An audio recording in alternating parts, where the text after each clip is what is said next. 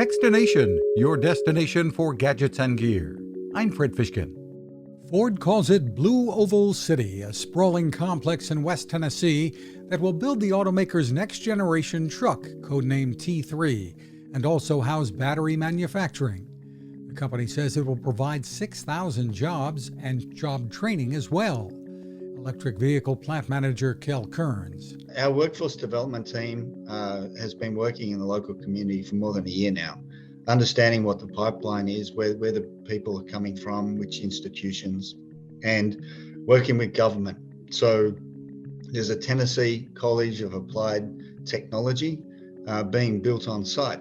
Ford CEO has teased, by the way, that the next-gen truck to be built there will have capabilities never before seen. Stay tuned. You can find us at teased.com. I'm Fred Fishkin. Now this. It takes a lot of listening to build a better radio, and that's just what the folks at C. Crane have done. Bob Crane and his crew, nestled among the rivers and tallest trees in the world in Fortuna, California, have made a habit of listening to their customers. And that's just what they've done in building the CC Skywave SSB, the Swiss Army knife of portable radios.